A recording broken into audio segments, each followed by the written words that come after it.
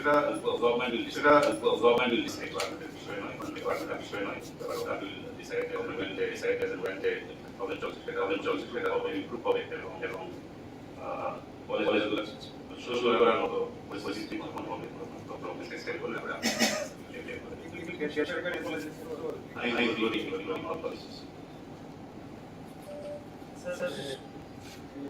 বিদ্যালয় মানে যে বিদ্যালয়গুলো বাজে এফেক্টেড হয়েছে এগুলিতে পঠন পাঠন কবে নাগাদ শুরু হবে আপনার কবে নাগাদ শুরু হবে, বাকি বিদ্যালয়গুলির অবস্থা বর্তমানে কি হয়েছে এবং পঠন পাঠন কবে থেকে শুরু হবে?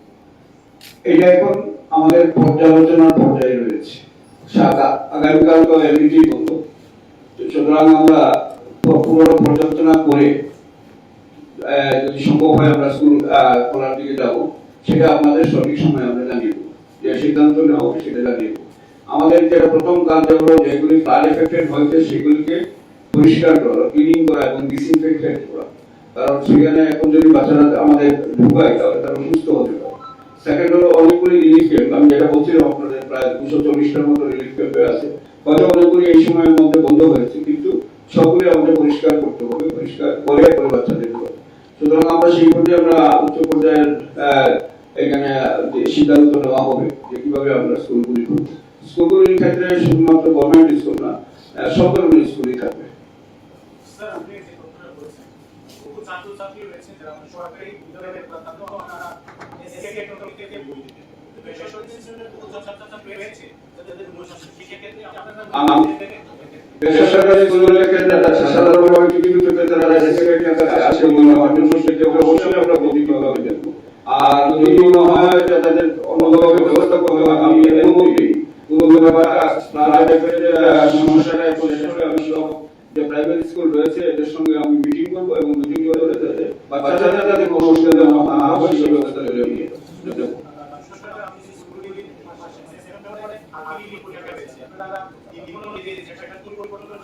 সেটা আমরা পর্যালোচনা করে যদি কথা হয় অবশ্যই আমরা স্টেপ নেব।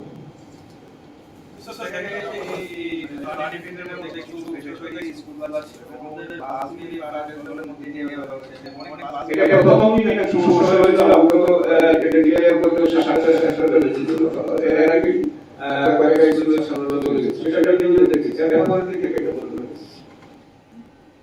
স্যার একটা বিষয় হচ্ছে দুটো বিষয় মানে আজকে এক কোটি থেকে ইসলাম সেটা হচ্ছে বিদ্যাপীঠে কত টাকা নিয়ে আপনারা পাচ্ছেন স্যার কি করতে এটা পরে আরেকদিন আমি সাংবাদিক সম্মেলন করে পুরোটাই বলবো, জেনারেল সাংবাদিক সম্মেলন করে। আজকে আমরা প্লাগ নিয়ে দিয়েছি, পরে আমি জেনারেল আমাদের রুটিন মাপ সাংবাদিক সম্মেলন করে পুরো ব্যাপারটা আমরা আপনাদের কাছে তুলে দেবো।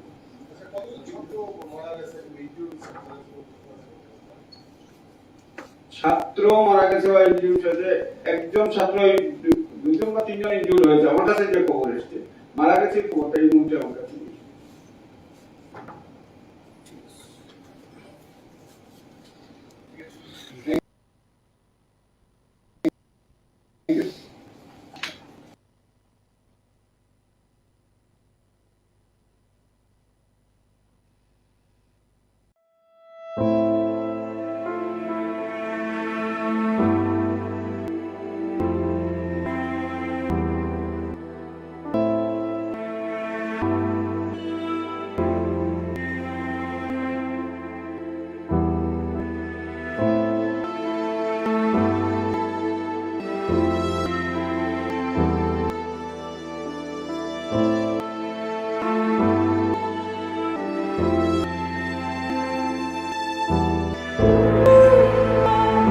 Amken aisere nai ko bufang ta bo hai kabang ma ne bagai warmi ne simi ya kagna ne bagai shalangono ewer ma ki namne